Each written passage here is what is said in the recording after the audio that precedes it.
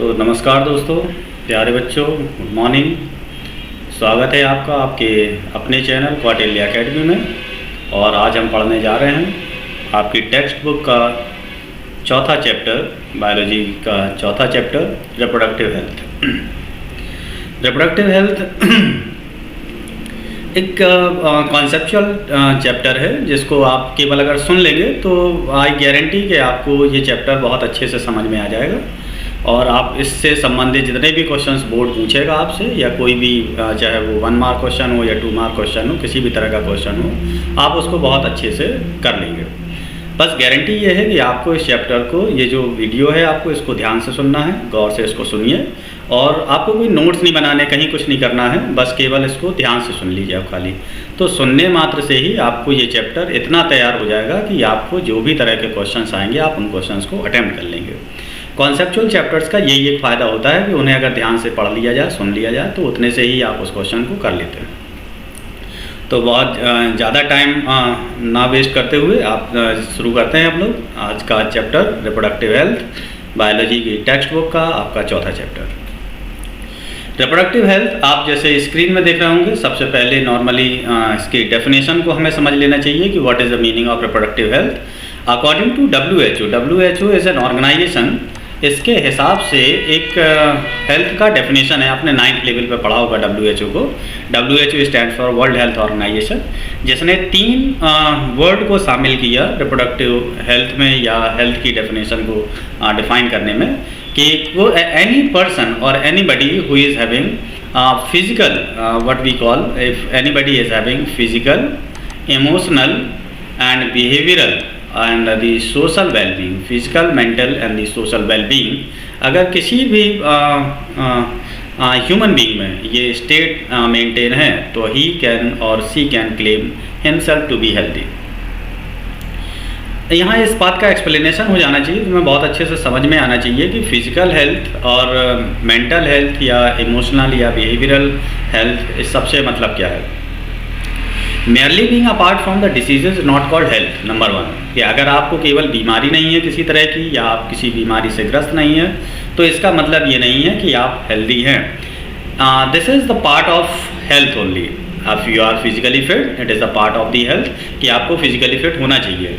तो अगर आपकी सारी बायोलॉजिकल जो प्रोसेसेस हैं, आई मीन टू से द मेटाबॉलिक प्रोसेसेस, आपकी जो भी आपने 10th में लाइफ प्रोसेसेस पढ़ रखी हैं, life process like the digestion, respiration, circulation, transportation etcetera, ये सारी जो प्रोसेसेस हैं they are called the life processes.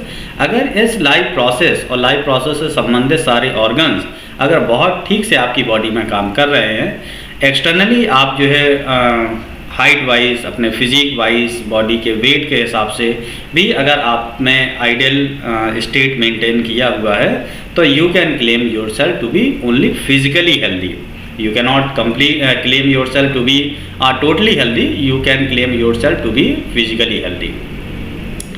Second part जो health का आता है, that is the mental health.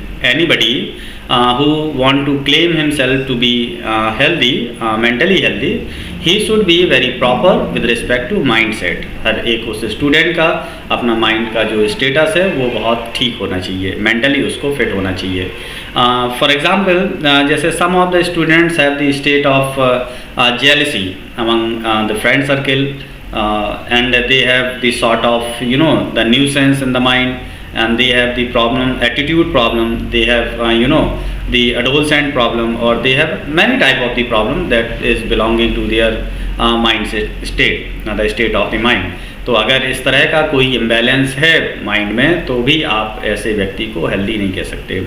Only he can claim himself to be healthy who is physically, mentally and socially. Social point of view से भी आपका जो state है, आपका जो ओरिएंटेशन है, आपका जो सोसाइटी में लोगों के प्रति रिस्पेक्ट है, या लोगों का आपके प्रति जो रिस्पेक्ट है, ये अगर सही बना हुआ है, मेंटेन्ड है, तो you can claim yourself to be totally healthy. And now we are talking about the reproductive health. We are not talking only about the health simply, it is about the reproductive health. So reproductive health includes the physical, mental, behavioral and the social well-being in all aspects of the reproduction. Reproduction के point of view से जब हम इस बात को समझते हैं तो अगर ऐसा कोई वेलबींग है किसी भी व्यक्ति में तो उसको हम क्या कहेंगे, रिप्रोडक्टिवली हेल्दी कहेंगे।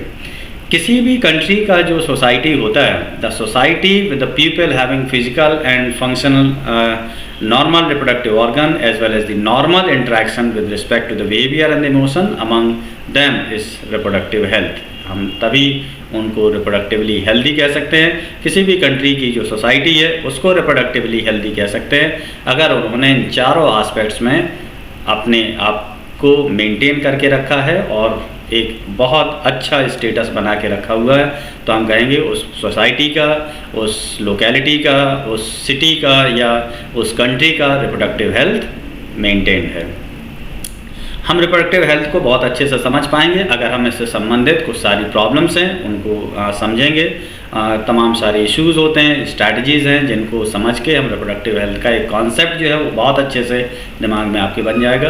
तो इसको हम लोग थोड़ा पॉइंट वाइज देखते हैं कि रिप्रोडक्टिव हेल्थ प्रॉब्लम्स जो हैं वो हम महसूस करते हैं अपनी सोसाइटी में। हम सब देखते हैं कि रिप्रोडक्टिव हेल्थ जो प्रॉब्लम्स है, जैसे family planning in India basically was started in 1951, right? It was initiated by the government of India in 1951. In the family planning, actually government said कि the Indian family should be an ideal family, according to which हम दो and हमारे दो का एक जो slogan था वो गवर्नमेंट के द्वारा दिया गया। उस टाइम की जो गवर्नमेंट थी 1951 के आसपास में, उस टाइम में जो है इसको बड़ा ज़ोर शोर से प्रचार और प्रसार भी हुआ कि हम दो और हमारे दो, यानी कि फैमिली साइज़ जो है वो बैलेंस्ड होना चाहिए। The goal was to attain the total reproductive health, और इसका एक ही मकसद था कि जो पॉपुलेशन है या हमारी जो सोसाइटी है उस सोसाइटी में जितनी भी फैमिलीज़ हैं उन फैमिली का रिप्रोडक्टिव हेल्थ अटेन हो। अब इसके बाद जो है पीरियोडिकली इनका एवोल्यूशन भी होता है। एवोल्यूशन इस तरह से कि हमारी सोसाइटी का रिप्रोडक्टिव हेल्थ है कि नहीं है, एक चीज़ ये।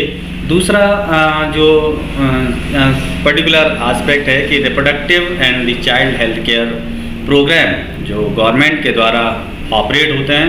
Reproductive and child health care programme का मतलब ये है कि जो बच्चे हैं हमारे यहाँ के, जिसका जो जैसे नॉर्मली एक टर्म ले लें हम MMR stands for maternal mortality rate, what we call MMR is called maternal mortality rate, IMR infant mortality rate. ये इंडिया में बहुत ज़्यादा है। अपने यहाँ पे अगर आप देखेंगे तो MMR यानी कि मैटरनल मोर्टेलिटी रेट, यानी कि जो माताएं बच्चों को जन्म देने वाली होती हैं उनको प्रेगनेंसी जब डिलीवरी होती है तो डिलीवरी के टाइम पे किसी तरह की कोई कैजुअलिटी हो जाती है और उनकी डेथ हो जाती है। और या अगर ऐसा नहीं होता है तो पॉसिबिलिटी ये होती है कि बच्चे की जान पे जोखिम बन जाता है। तो इसको हम क्या कहते हैं, इन्फेंट मोर्टेलिटी रेट कहते हैं। तो गवर्नमेंट ने जो reproductive and child health care programme चलाया उसमें गवर्नमेंट ये चाहती थी कि जो माताएं हैं वो और जो उनसे होने वाले बच्चे हैं वो दोनों को सही सुरक्षा दी जा सके। इसके लिए गवर्नमेंट ने कुछ स्टेप्स लिए, steps to achieve reproductive health. ये एक सबसे इम्पॉर्टेंट बात ये है कि रिप्रोडक्टिव हेल्थ हमें अगर अचीव करनी है तो उसके लिए हमको क्या करना पड़ेगा। तो government and the non government agencies should use media both print and audio visual, चाहे वो प्रिंट मीडिया हो या ऑडियो विजुअल मीडिया हो। गवर्नमेंट को चाहिए कि वो इसका इस्तेमाल करे जिससे कि लोगों के बीच में अवेयरनेस फैलाई जा सके, उनको बताया जा सके कि रिप्रोडक्शन से संबंधित कितनी सारी प्रॉब्लम्स होती हैं। तो उस चीज़ में उनको सही जानकारी होगी तो जो रिप्रोडक्शन से संबंधित प्रॉब्लम्स होती हैं वो देखने में नहीं आएंगी। रिस्पॉन्सिबल अडल्ट्स, हमारी सोसाइटी के जो अडल्ट्स हैं वो भी रिस्पॉन्सिबल होना चाहिए। Parents, teachers, close relatives and friends should provide correct information and be willing to open dialogues with the young adults and the children to sensitize them about reproductive health। और हमें चाहिए कि केवल ये नहीं है कि केवल अडल्ट्स का, जो पेरेंट्स हैं, जो टीचर्स हैं, क्लोज रिलेटिव्स हैं, इन सबको भी एक रिस्पॉन्सिबल सिटीजन होने के नाते रिप्रोडक्शन से संबंधित जो भी फैक्ट्स हैं, जो भी जानकारियां हैं वो सबको आपस में साझा करनी चाहिए, खासतौर से उन बच्चों के साथ में जो कि टीन एज स्टूडेंट्स होते हैं, because the teen age have the certain problems, जिसको हम टीन एज प्रॉब्लम्स कहते हैं। तो वो टीन एज में किसी तरह की कोई प्रॉब्लम ना हो, उसके लिए ज़रूरी है कि जो रिस्पॉन्सिबल लोग हैं, जो एक्सपीरियंस्ड लोग हैं, उनको चाहिए कि वो अपने बच्चों के साथ में एक सही इन्फॉर्मेशन को साझा करें, जिससे वो किसी तरह की कोई मिस्टेक इन फ्यूचर ना करें, जिससे उनके करियर पे, उनके जो फ्यूचर है उस पर कोई ऐसा स्पॉट ना लग जाए, ब्लैक स्पॉट ना लग जाए, जिससे कि उनका फ्यूचर ख़राब हो जाए। Introduction of the sex education in the school and the college, और इस बात को देखें कि स्कूल्स और कॉलेजेस में सेक्स एजुकेशन को शामिल करना चाहिए, उसको बताना चाहिए, टीचर्स को रिस्पॉन्सिबिलिटी देनी चाहिए कि भाई सेक्स एजुकेशन इज़ वैलिड, और इससे संबंधित अगर बच्चों को जानकारी दी जा सकती है एक सही माइंडसेट के द्वारा, एक सही विज़न के द्वारा, तो बच्चे जो नई एज में, नई उम्र में मिस्टेक्स करते हैं वो मिस्टेक्स नहीं होंगी। And the second thing is to create awareness about sexually transmitting diseases. हमारे देश में बहुत सारे ऐसे लोग हैं जो STDs से ग्रस्त हैं। STDs basically stand for sexually transmitting diseases. STD का मतलब है सेक्सुअली ट्रांसमिटिंग डिसीजेस, ऐसी बीमारियां जो सेक्स के माध्यम से ट्रांसमिट होती हैं पेशेंट से, या जो डिसीज पर्सन होती हैं उनसे जो है हेल्दी व्यक्ति में ये डिसीज़ ट्रांसफ़र हो जाती है। तो इस तरह की डिसीज़ें जो सेक्स के माध्यम से ट्रांसफ़र होती हैं उनको क्या कहते हैं? STDs कहते हैं। तो सेक्सुअली जो ट्रांसमिटिंग डिसीज़ हैं उनके मामले में अवेयरनेस प्रोवाइड की जानी चाहिए, अवेयरनेस फैलाई जानी चाहिए। Educating people, especially fertile couples and the marriageable individuals, about both control option, pre and postnatal care, infant and child care, importance of the breastfeeding, equal opportunities for the males and the females will help in bringing up the socially conscious and healthy families of the desired size. इसका कहने का मतलब ये है कि अगर जो हमारी सोसाइटी है उसके जितने भी लोग हैं उन सबको अगर हम सही से एजुकेट करते हैं तो ये जो प्रॉब्लम्स होती हैं उनको ख़त्म किया जा सकता है। ख़ास तौर से ऐसे लोगों को जो कि फर्टाइल कपल्स हैं। फर्टाइल कपल्स मतलब जो कि यंग वन प्रोड्यूस कर सकते हैं, who can participate actively in the process of reproduction. And the marriageable individuals, both marriageable individuals about birth control options, और जो ऐसे लोग हैं उनको ये बर्थ कंट्रोल ऑप्शंस पता होने चाहिए, उन्हें मालूम होना चाहिए कि जो बर्थ को है वो कैसे कंट्रोल कर सकते हैं। Because India is facing a ट्रेमेंडस problem of the population size. Because अगर हम एक पर्टिकुलर ट्रांजिशन के थ्रू होकर चलते हैं जिसको हम डेमोग्राफिक ट्रांजिशन कहते हैं, तो जो डेमोग्राफिक ट्रांजिशन में अगर आप ऑब्जर्वेशन करें तो इन 19th century the population size of the India was very small, and even in this small population the birth rate and the death rate both were very high. But when India in 1950 approached to the second demographic transition, that time the population size was near about 35 crore. The net increase was only the 10 crores of the population. But in 2000 जो population का size हुआ it was more than 3 times, 3 गुने से ज़्यादा आबादी एकदम से develop हो गई इन द 50 years ओनली। तो ये जो पॉपुलेशन का साइज़ हुआ, this population size is called the population explosion. तो ये कहीं ना कहीं किसी तरह के आइडियोलॉजी की वजह से या कोई एक विज़न होता है लोगों के माइंड में, उसकी वजह से अचानक ऐसा कुछ हुआ कि पॉपुलेशन का साइज़ एकदम से इंक्रीज़ हुआ, and that is known as population explosion. इसको हम क्या कहते हैं? पॉपुलेशन एक्सप्लोजन कहते हैं। तो हमें और क्या चाहिए? तो मैरिजेबल इंडिविजुअल्स को बर्थ कंट्रोल ऑप्शंस पता होने चाहिए, इसका प्रोग्राम चलाए जाने चाहिए गवर्नमेंट्स के द्वारा। And pre and the post natal care, जन्म से पहले और जन्म के बाद के जो केयर होते हैं उनको ध्यान में देना चाहिए, जिससे कि किसी तरह की कोई कैजुअलिटी ना हो पाए। Infant and the child care, importance of the breast feeding, माताओं को ये सिखाया जाए, समझाया जाए कि ब्रेस्ट फीडिंग के क्या फ़ायदे होते हैं। तो ये सबसे इम्पॉर्टेंट बात है। Equal opportunities for mails and the females. अब बताओ equal opportunities for male and female की बात क्यों आ जाती है? Because the society face discrepancies and the gender discrimination, जिसको हम कहते हैं। जेंडर डिस्क्रिमिनेशन मतलब कि हमारी सोसाइटी में एक तरह का भेदभाव का माहौल होता है कि लड़कियों को अलग तरह से डील किया जाता है as compare to boys. Boys को ज़्यादा एडवांटेजेस मिलते हैं, मेल जो चाइल्ड होती है उसको ज़्यादा एडवांटेजेस मिलते हैं एजुकेशन में और फैमिली स्टेटस में, इस तरह से, जबकि फ़ीमेल चाइल्ड को उतना एडवांटेज नहीं देती है हमारी सोसाइटी। तो government wants and the chapters demands कि both must have the equal priorities, equal advantages and the equal opportunities as well, and will help in bringing up the socially conscious and the healthy families of the desired size। और ये इससे होगा क्या कि हमें एक healthy family मिलेगी, creating awareness about the problems of the population explosion, sex abuse and sex related crimes। ये कुछ ऐसी चीज़ें हैं जिसकी अवेयरनेस भी फैलानी जानी चाहिए, बताना चाहिए लोगों को कि सबसे प्रॉब्लम क्या होती है। Second thing, provision and the availability of the strong infrastructural facilities, professional expertise and the ministerial support for the successful implementation of the health plan. These also help in providing medical facilities and the care to the people with reproduction related to the problems. Like this, implementation of the newer, better and the upgraded facilities with respect to the reproductive health. Complete ban on the fetal sex determination to check the female feticide. से होता क्या है society में कि पूरी तरह से क्यों बैन लगाया जाना चाहिए, complete ban on the fetal sex determination to check the female feticide. क्योंकि सेक्स डिटर्मिनेशन क्या है, sex determination is the process of prenatal diagnosis of the sex.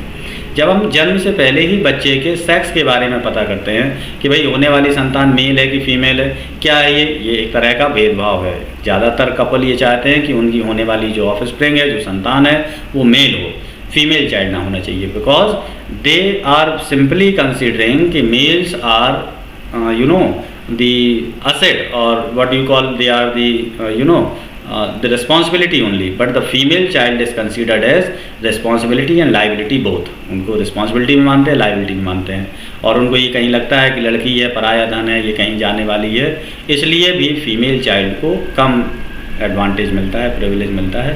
Large scale child and immunisation programme ये भी चलाए जाने चाहिए जिससे कि हम रिप्रोडक्टिव हेल्थ अचीव कर सकें। These are the certain points जिनको हम ध्यान में रख के सोसाइटी में इन सारे पॉइंट्स के मामले में अवेयरनेस फैला के हम रिप्रोडक्टिव हेल्थ सोसाइटी की गेन कर सकते हैं।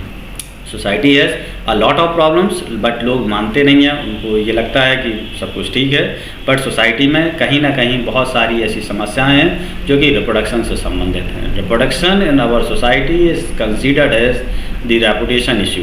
Reproduction is not considered as in a gentle way and as a need to be taught in the classroom as well among the students. वो इसको ऐसे नहीं लेते कि ये सारे पॉइंट्स साझा होने चाहिए, शेयर होने चाहिए, जिससे लोगों में जागरूकता और अवेयरनेस को फैलाया जा सके। तो ये एक सबसे इम्पॉर्टेंट बात है कि इन सारे पॉइंट्स को फैलाया जाना चाहिए। अब माताओं की यानी कि maternal and infant mortality rate को कम कैसे किया जाए, सवाल ये आता है कि हम जो ज़रूरत है वो ये है कि एमएमआर, जिसको हम मैटरनल मोर्टेलिटी रेट कहते हैं, और आईएमआर इन्फेंट मोर्टेलिटी रेट के जन्म के टाइम पे बच्चों की जो डेथ हो जाती है उसको कैसे कम किया जाए। इसके लिए आई गॉट द 3 पॉइंट्स कि we must have the better awareness of the sex related matters. Sex से संबंधित जो इश्यूज़ हैं वो बाकायदा अवेयरनेस में होने चाहिए, माता को पहले से पता होने चाहिए, और बच्चे की जो डेथ है वो कहीं ना कहीं जानकारी के अभाव में होती है। उनका प्रॉपर रूटीन चेकअप, उनका सही से जो है जांच होनी चाहिए, प्रॉपर मेडिकेशन, कैल्शियम, आयरन, इस सब की जो रिक्वायरमेंट बॉडी को होती है उस सब की proper availability with the help of the medicine and the diet system, ये सब अगर मेंटेन करते हैं, ऐसी जानकारी माँ को होती है, तो कैजुअलिटीज़ को कुछ हद तक रोका जा सकता है।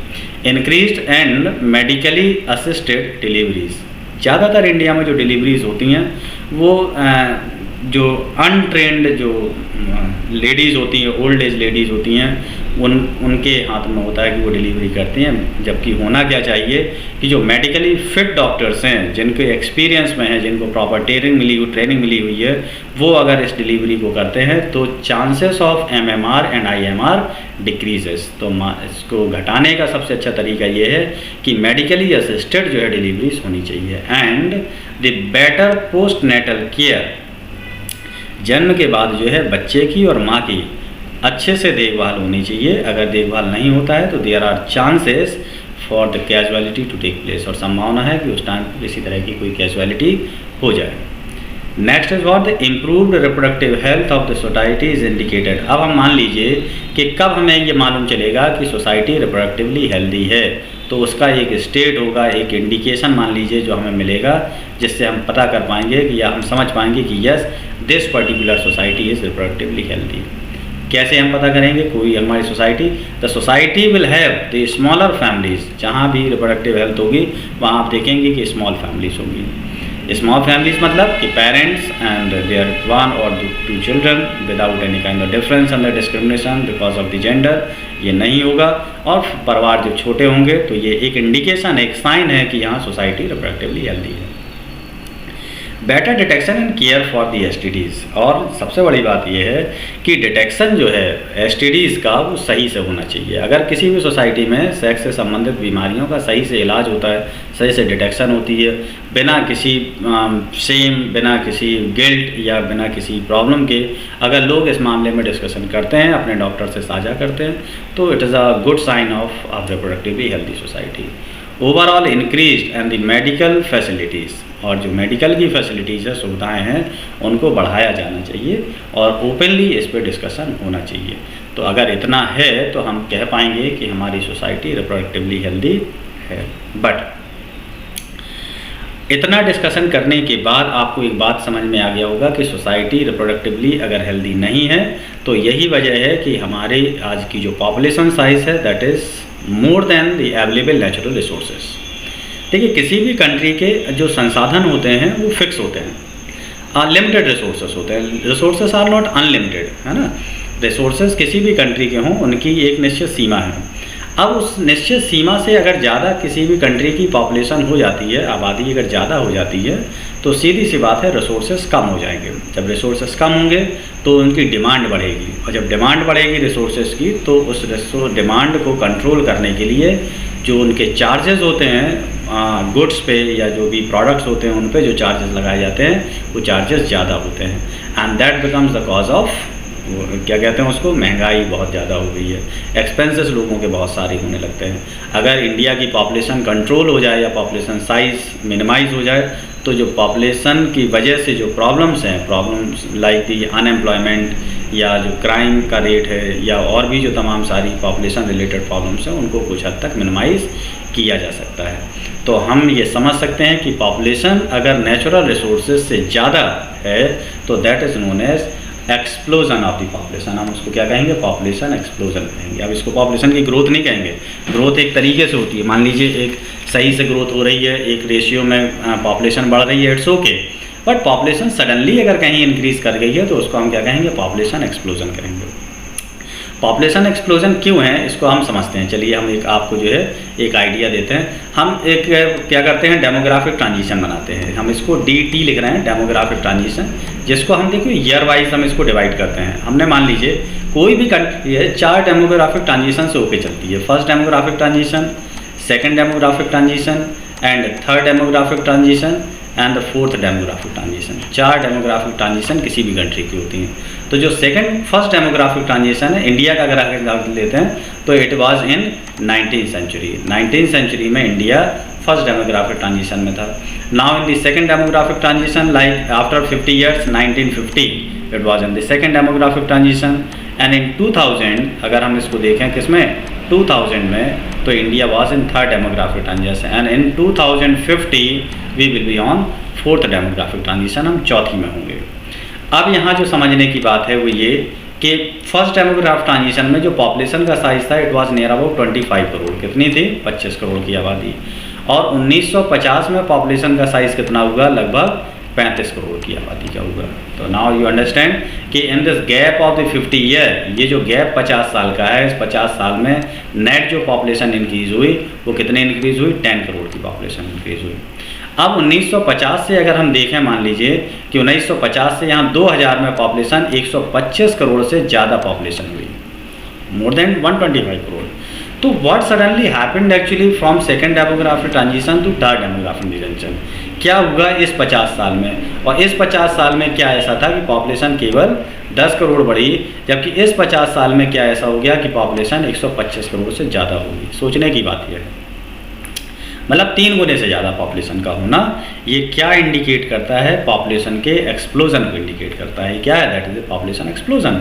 तो rapid growth of the population of a particular species specifically of the human beings in the world since the end of the world war second जो है is called the population explosion. ये जो एकदम से आबादी बढ़ी, this can be attributed to constantly increasing birth rate, a decrease in the child and the infant mortality and an increase in the life expectancy।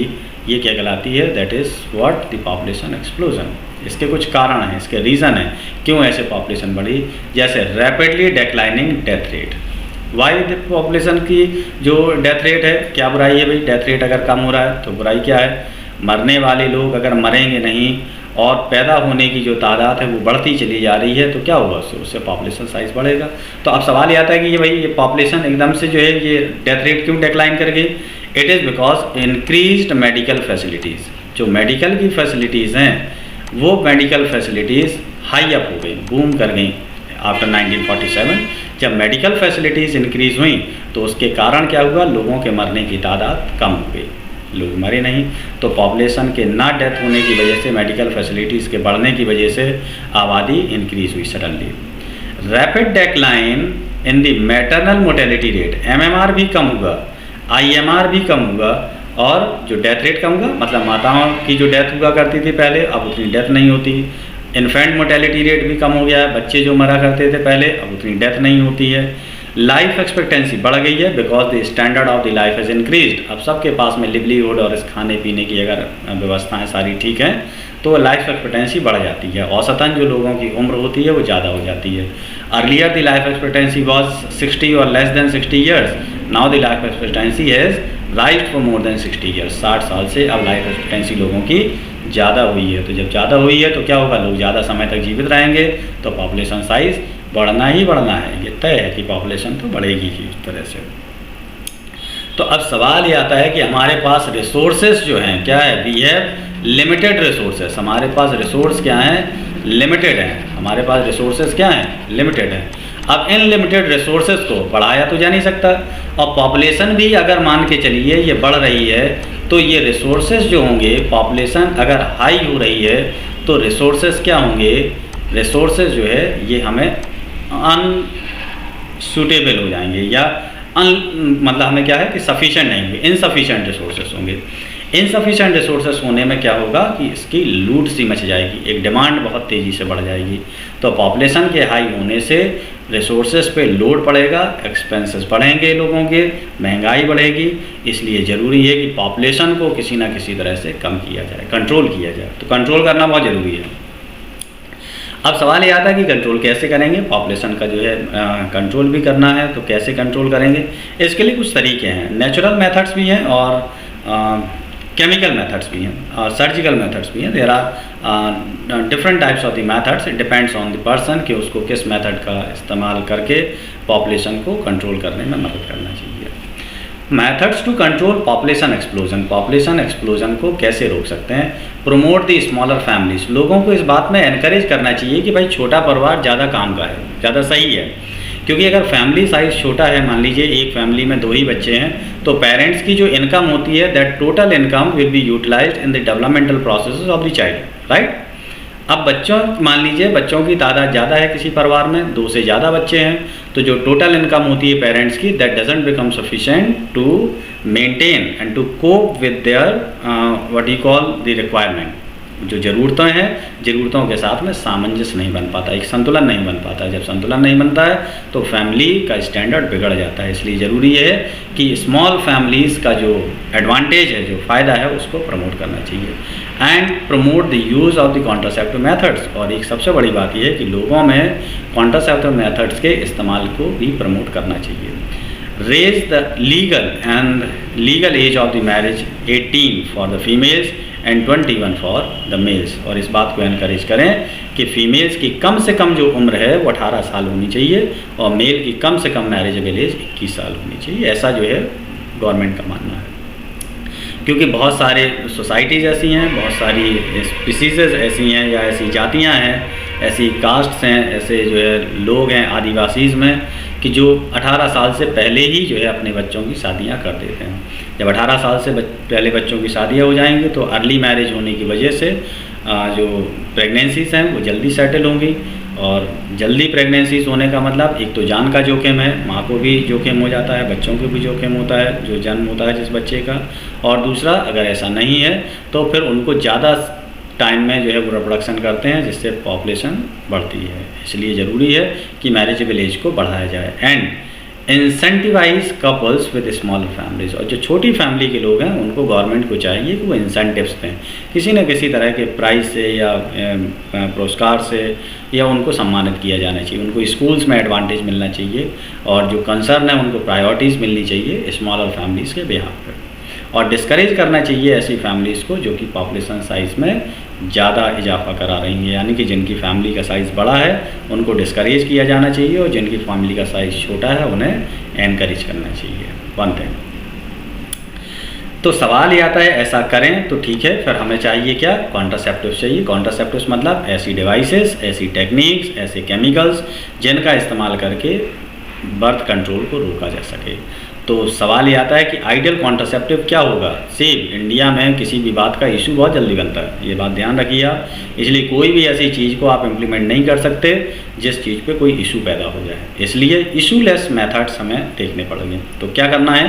कौन से कॉन्ट्रासेप्टिव मेथड्स हैं जो बर्थ को रोक सकते हैं, जो हम इस्तेमाल कर सकते हैं? Should be easy to use. पहली तो बात यह है कि जो भी कॉन्ट्रासेप्टिव मेथड इस्तेमाल किया जाए वो इतना आसान हो उसके इस्तेमाल करने का तरीका कि लोगों को कोई दिक्कत ना हो इसको यूज़ करने में, और वो यूज़ करें और बर्थ कंट्रोल में पार्टिसिपेट करें।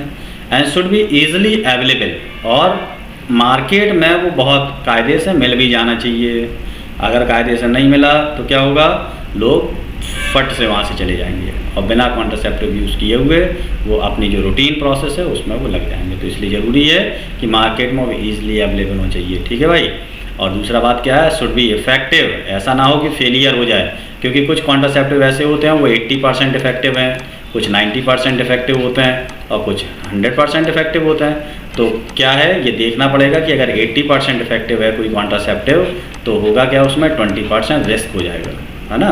तो क्या हो जाएगा? अगर प्रेगनेंसी हो गई तो फिर डिलीवरी भी होगी और पॉपुलेशन बढ़ेगा। तो ज़रूरी है कि कॉन्ट्रासेप्टिव मेथड जो इस्तेमाल किया जा रहा है वो कैसा होना चाहिए? इफेक्टिव होना चाहिए। Next, should not have the side effect. पहली बात क्या है? साइड इफेक्ट भी नहीं होना चाहिए उसका कुछ, क्योंकि अगर साइड इफेक्ट होने लगेंगे तो लोग इस्तेमाल ही नहीं करेंगे, बोले बाहर भाई हमें इसका इस्तेमाल नहीं करना, हम तो वही इस्तेमाल करेंगे जिसके कोई साइड इफेक्ट ना हो, है ना। और दूसरी बात क्या है? Should be reversible. रिवर्सिबल मतलब कि जब तक चाहे लोग कॉन्ट्रासेप्शन का इस्तेमाल करें और अगर उनकी इच्छा है तो कॉन्ट्रासेप्शन बंद कर दें, और फिर अगर चाहें वो तो फिर कॉन्ट्रासेप्शन इस्तेमाल करने लगे। तो कैसा होना चाहिए? इसको रिवर्सिबल नेचर का होना चाहिए कि यूज़ या नो यूज़ में वो बने रहें, जब चाहें वो यूज़ करें और जब चाहें तो नो यूज़ करें उसका। तो ये क्या कहलाएगा? ये रिवर्सिबल नेचर है कॉन्ट्रासेप्शन का। And should not interfere with the sexual drive desire in the act of the individual. और उसको ऐसा भी होना चाहिए कि किसी की जो ड्राइव है सेक्स के प्रति, उसकी जो रुचि है वो रुचि में कमी नहीं आनी चाहिए। ऐसा कॉन्ट्रासेप्शन नहीं होना चाहिए कि उसकी सेक्स की ड्राइव कम हो जाए, सेक्स के प्रति उनकी इच्छा कम हो जाए। अगर ऐसा कुछ होगा तो लोग ऐसे कॉन्ट्रासेप्शन का इस्तेमाल नहीं करेंगे। तो इसलिए ये कॉन्ट्रासेप्टिव वही ठीक है जिनमें कम से कम ये फीचर होने चाहिए। बात समझ रहा भाई? तो आपको केवल वर्ड्स याद रखने हैं। क्या याद रखना है? Easy to use, easily available and effective without side effect and reversible, and उनकी सेक्स ड्राइव को अल्टर ना करता हो, इफेक्ट ना करता हो, उसको ही हम कॉन्ट्रासेप्शन में इस्तेमाल कर पाएंगे। अब बात आती है कि कौन कौन से ऐसे मेथड्स हैं जिनसे हम इसको इस्तेमाल कर सकते हैं। तो मेथड ऑफ कॉन्ट्रासेप्शन क्या है? There are some natural methods जो ट्रेडिशनल तरीके हैं जो एक टाइम से चले आ रहे हैं, ऐसे मेथड्स भी हैं। कुछ बैरियर मेथड्स हैं, कुछ इंट्रायूट्राइन मेथड्स हैं, ओरल कॉन्ट्रासेप्टिव्स हैं, इंजेक्टेबल्स एंड इम्प्लांट्स हैं, एंड सर्जिकल मेथड्स हैं। तो देयर आर मैनी मेथड्स जिनका में से किसी एक का भी अगर इस्तेमाल करते हैं लोग तो कहीं ना कहीं बर्थ प्रोसेस को डिले किया जा सकता है। And now we are first of all studying natural methods. Natural method of contraception. देखो, कॉन्ट्रासेप्शन का मतलब है केवल बर्थ को डिले करना या बर्थ को ना होने देना, ये कॉन्ट्रासेप्शन है। अब ये कॉन्ट्रासेप्शन का जो मेथड है, एक तो नेचुरल हो सकता है, प्राकृतिक बिल्कुल, जिसमें किसी को कोई दिक्कत नहीं होने वाली, किसी को कोई नुकसान भी नहीं होने वाला और बर्थ का कंट्रोल भी हो जाएगा। तो इससे अच्छा मेथड क्या हो सकता है कि नेचुरल मेथड कोई ऐसा मिल जाए जिससे कि जो है बर्थ को कंट्रोल किया जा सकता है ना। तो इसमें सबसे पहला जो तरीका है वो क्या है, periodic abstinence. What is periodic abstinence? अब देखिए, इसके पहले वाले जो चैप्टर में आपने पढ़ा मेंस्ट्रुएशन जो साइकिल पढ़ी है, मेंस्ट्रुअल साइकिल जिसको कहते हैं, फीमेल में हम पढ़ते हैं, तो फीमेल की जो मेंस्ट्रुअल साइकिल होती है वो लगभग 28 डेज़ की होती है। 28 दिन की इस मेंस्ट्रुअल साइकिल में आप जो 1 से लेके 5 दिन तक का जो टाइम होता है that is called menstrual phase. ये मेंस्ट्रुएशन का होता है, एमवी मेंस्ट्रुअल फेज कहते हैं इसको। और 5 के बाद जो 6 से लेके लगभग 13वें दिन तक का जो फेज होता है दैट इज़ कॉल्ड रिपरेटिव फेज, है ना। क्या कहते हैं इसको? रिपरेटिव फेज कहते हैं। रिपेयरिंग होती है किसकी? यूट्रस की होती है रिपेयरिंग। दूसरा, इस फेज को हम क्या कहते हैं? प्री मेंस्ट्रुअल फेज कहते हैं, सॉरी प्री ओव्यूलेटरी फेज कहते हैं। और मेंस्ट्रुएशन के बाद होता है इसकी हम पोस्ट मेंस्ट्रुअल फेज कहते हैं। तो जो ये फेज है ये 6 से 13 on the 14th day of the menstrual cycle, menstrual cycle के 14वें दिन में एक प्रोसेस होती है जिसको कहते हैं ovulation. What do we call? We call it ovulation. Ovulation मतलब क्या होता है? जिसमें एग का रिलीज होता है, ओव्यूलेशन की प्रोसेस होती है। When does it take place? Takes place on 14th day. और 14 के बाद 15 to 28 डे, 15 से 28वें दिन का जो समय होता है that is called post ovulatory phase या फिर प्री मेंस्ट्रुअल फेज कहते हैं। क्या कहते हैं? प्री मेंस्ट्रुअल फेज कहते हैं, मेंस्ट्रुएशन के पहले का फेज है ये। तो अब ये 14वें दिन में क्या होता है? एग का फॉर्मेशन होता है। Formation of the egg takes place when? On 14th day of the menstrual cycle, 14वें दिन में होता है। तो to the 14th day of the menstrual cycle plus minus 2 days मान लीजिए या 3 डेज, प्लस माइनस 3 डेज, है ना।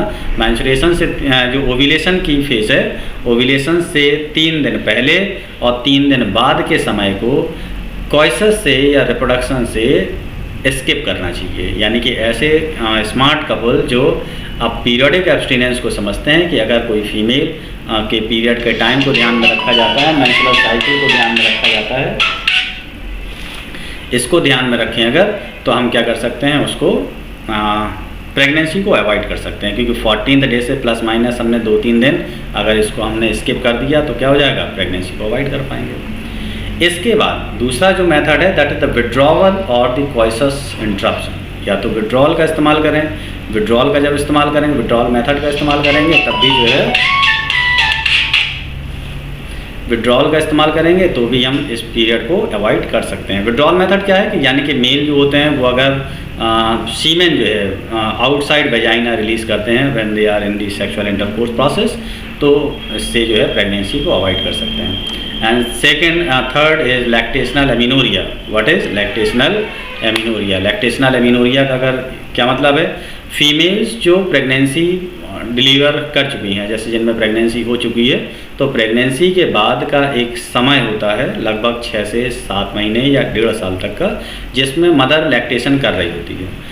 व्हेन उनमें लैक्टेशन जब तक हो रहा है तब तक उनमें ईस्ट्रोजन और प्रोजेस्टेरोन जो हार्मोन्स होते हैं वो एक डिफरेंट स्टेट में होते हैं। यानी कि ये एक ऐसी स्टेट होती है जिसमें प्रेगनेंसी नहीं हो सकती। तो लैक्टेशनल एमिनोरिया अपने आप में एक ऐसा मेथड है जिसके द्वारा क्या हो सकता है? प्रेगनेंसी सेट नहीं होती है। तो जो मदर की लैक्टेशन पीरियड है that is safe period. Withdrawal एक प्रोसेस है जिसके द्वारा सेफ है कि वो प्रेगनेंसी नहीं होगी। और पीरियोडिक एब्स्टिनेंस मतलब कि मेंस्ट्रुअल साइकिल का जो 14वें दिन है 14th डे के प्लस माइनस 3 दिन को अवॉइड करना चाहिए। ओव्यूलेशन पीरियड से प्लस माइनस 3 दिन को अवॉइड करना चाहिए जिससे कि प्रेगनेंसी को रोका जा सके। तो these are what some natural methods जिसके द्वारा प्रेगनेंसी को रोका जा सकता है। And the second method is the barrier method. दूसरा तरीका जो है वो क्या है? बैरियर मेथड है। बैरियर मेथड्स का मतलब क्या है कि सीमेन को फीमेल की वेजाइना के अंदर यूट्रस तक पहुंचने से रोकाना। या अगर हम किसी चीज़ को रोक रहे हैं तो क्या कहलाएगा? वो बैरियर ही तो कहलाएगा। तो एक जो तरीका है that is what?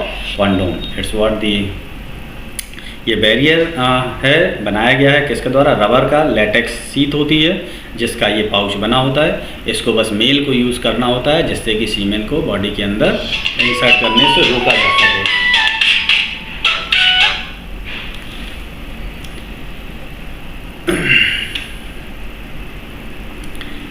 That is called the condom. अच्छा, इसके बाद next third method is the intra uterine device, IUD कहते हैं हम इसको। इंट्रा यूट्राइन डिवाइस यूट्रस के अंदर फिट की जाने वाली एक डिवाइस होती है। इसको अगर हम इंसर्ट कर देते हैं, कॉपर की बनी होती है, इसके द्वारा रिलीज होने वाले जो आयंस होते हैं वो स्पर्म को न्यूट्रलाइज कर देते हैं और ओवा से मिलने से रोक देते हैं।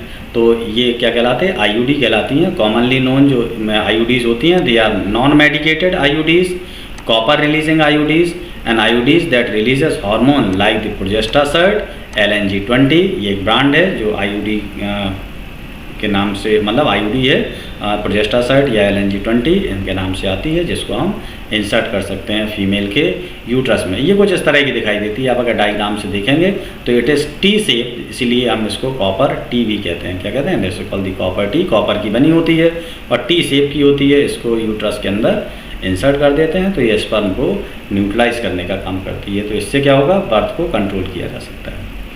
तो नेचुरल मेथड हो गया, दूसरा क्या है? बैरियर मेथड हो गया, and fourth is what? Oral contraceptive. Oral contraception का मतलब क्या है कि पिल्स के रूप में अगर आप इस लेते हैं केमिकल्स या मेडिसिन्स, तो उससे भी बर्थ कंट्रोल को रोका जा सकता है।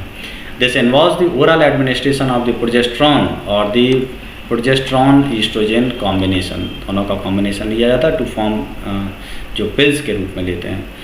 They are used by females for period of 21 days starting with the first 5 days of the menstrual cycle। menstrual cycle के बाद 21 दिन तक उनको इस दवा को लेना होता है, पिल्स को लेना होता है। After a gap of 7 days, 7 दिन के गैप के बाद, during which menstruation occurs, the cycle is repeated until the female wishes to conceive। ये तब तक ऐसा चलेगा जब तक फीमेल को प्रेगनेंसी होल्ड नहीं करनी हो। जब उसको प्रेगनेंसी होल्ड करना है तो उसको ब्रेक कर देंगे, है ना। द न्यूअर पिल्स लाइक जो हैं ब्रांड में जो पॉपुलर हैं, दैट इज़ दी सहेली, एक पॉपुलर ब्रांड है जिसको मार्केट से लिया जा सकता है, ईजिली गवर्नमेंट की तरफ से फ्री भी मिलती हैं। एंड नॉन स्टेरॉइड पिल्स के रूप में जो इस्तेमाल करते हैं इसका, उनके साइड इफ़ेक्ट भी कम होते हैं। These pill works by inhibiting the ovulation and implantation. ये पिल्स क्या करती हैं? ओव्यूलेशन और इम्प्लांटेशन प्रोसेस को इनहिबिट करती हैं। तो ओरल कॉन्ट्रासेप्शन के द्वारा भी बर्थ कंट्रोल को रोक सकते हैं। Fifth method is what? The injectable and implants. Implants क्या होते हैं? प्रोजेस्टेरॉन एलोन और in combination with the oestrogen can be used by females as injections और implants under the skin. Skin के नीचे इनको इम्प्लांट कर दिया जाता है, जिससे एक हार्मोन का बैलेंस बनाते हैं बॉडी में। किसका? जैसे प्रोजेस्टेरॉन, ये तो प्रोजेस्टेरॉन से क्या होगा कि जो ओव्यूलेशन की प्रोसेस है वो डिलेड होगी और इम्प्लांटेशन प्रोसेस जो है वो सक्सेसफुल नहीं होगी। तो इस तरह से बर्थ कंट्रोल में मदद मिलेगी। तो इम्प्लांट्स और जो इंजेक्टेबल्स होते हैं वो। And lastly is what? The permanent method of the contraception, that is called the surgical method. कि सर्जरी कर दें, सर्जरी करके भी आप कॉन्ट्रासेप्शन कर सकते हैं, बर्थ कंट्रोल को रोक सकते हैं। सर्जरी में मेल की भी सर्जरी की जा सकती है और फीमेल की भी सर्जरी। अगर मेल की वास डिफरेंस को कट कर दिया जाता है या लाइगेशन कर देते हैं तो उसको वासेक्टोमी कहते हैं। और अगर फीमेल की ओविडक्ट को अगर लाइगेट कर देते हैं या कट कर देते हैं तो इसको ट्यूबेक्टोमी कहते हैं। तो vasectomy and the tubectomies are the two simple surgeries जिसके द्वारा बर्थ कंट्रोल की जा सकती है, क्योंकि हम स्पर्म और ओवा के जो मिलने का प्रोसेस है बस हम उसको रोक रहे हैं, पहले उसको हाइंडर कर रहे हैं, उसको हम ब्रेक कर रहे हैं। अगर स्पर्म और ओवा का मिलना ब्रेक कर दें तो बर्थ कंट्रोल हो जाएगा। तो अगर वासेक्टोमी मेल की हो गई तो स्पर्म्स नहीं पहुंच पाएंगे और मेल की ट्यूबेक्टोमी हो गई तो ओवा अप्रोच नहीं कर पाएगा। तो इस तरह से क्या है कि बर्थ कंट्रोल को रोक सकते हैं सर्जिकली भी।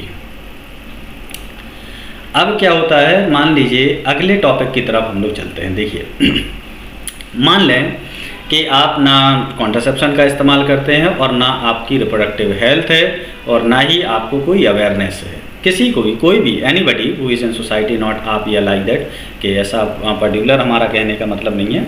हमारा कहने का मतलब है कि anybody in the society who has no reproductive health, has no awareness about reproduction and has no information and is not believing in using contraceptions. अगर ऐसा नहीं है तब क्या होगा, ऐसी प्रेगनेंसीज होंगी जिनको टर्मिनेट करना पड़ेगा because they will be illegal pregnancies. कानून भी उनको मान्यता नहीं देगा, वो उसको अफोर्ड कर नहीं पाएंगे।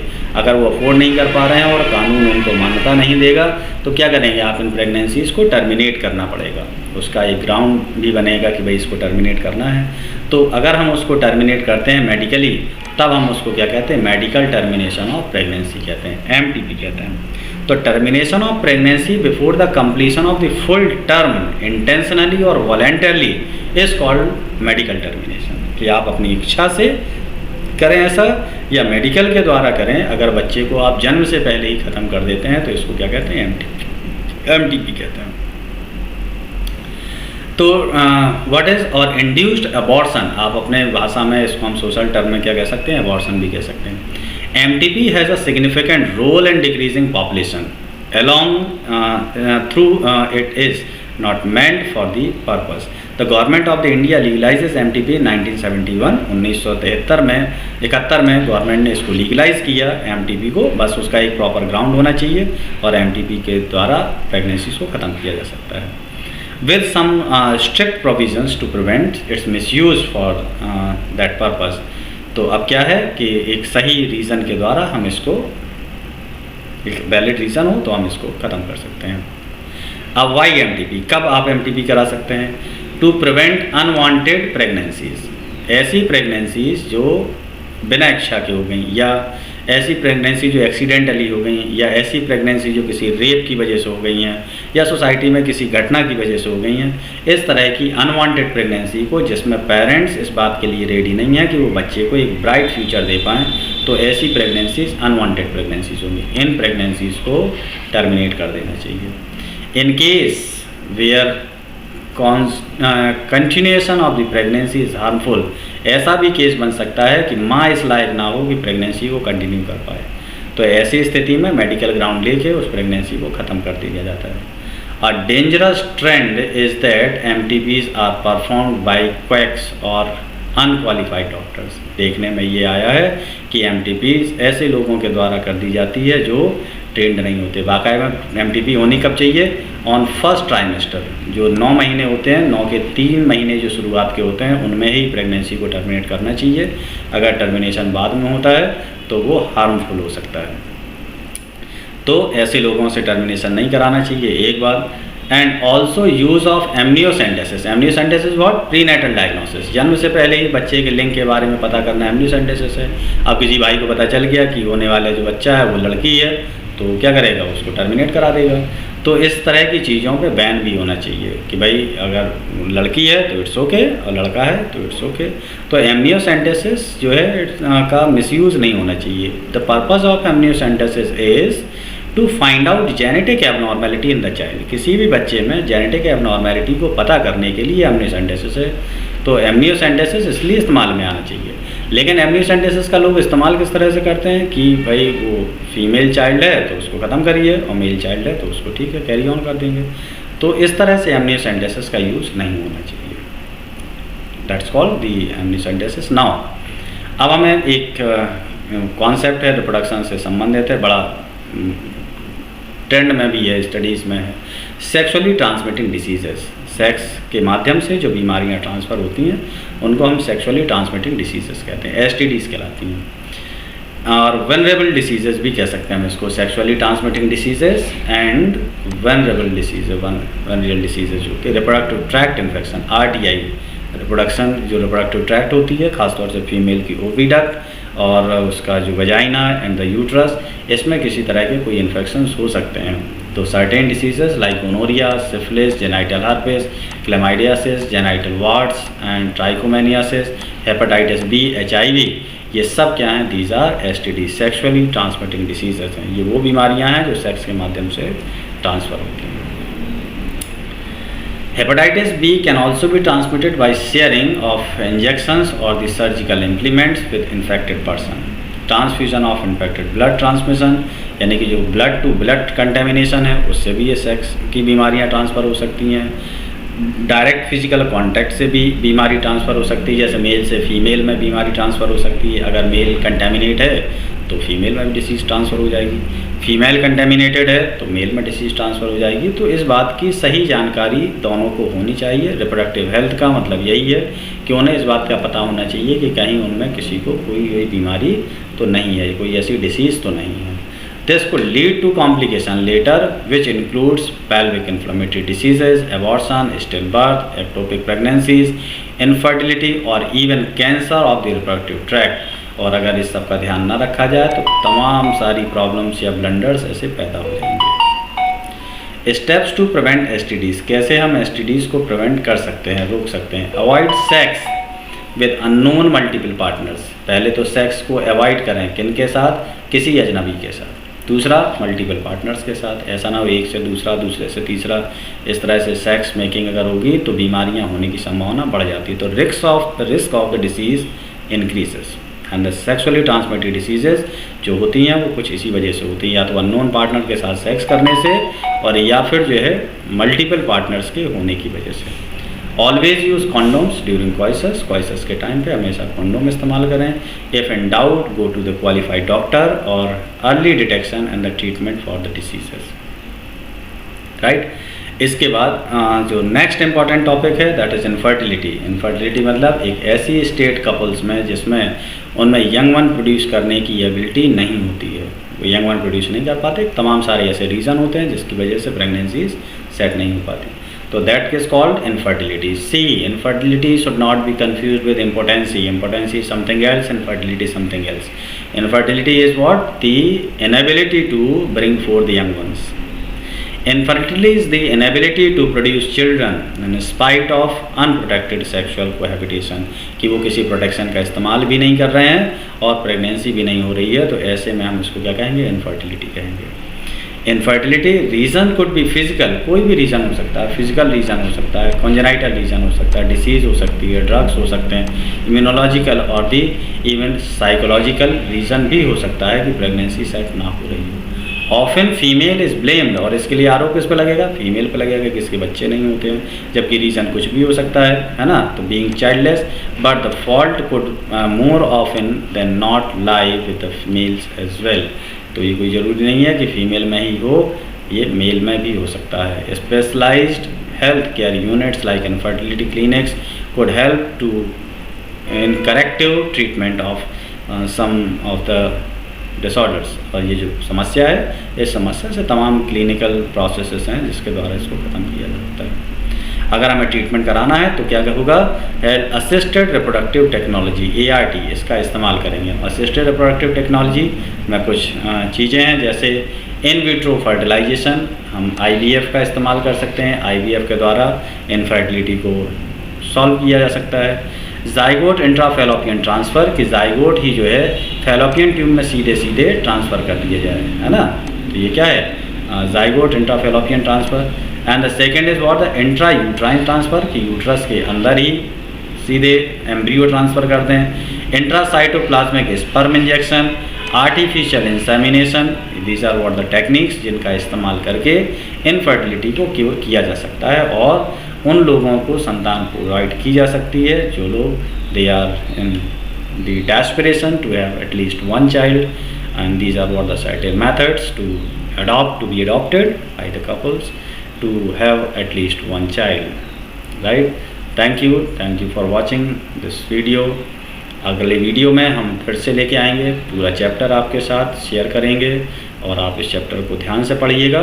कोई अगर आपको डाउट आता है तो आप हमें कमेंट कर सकते हैं और हम उसका सॉल्यूशन आपको पोस्ट कर देंगे, आपको बता देंगे। Thank you, good bye.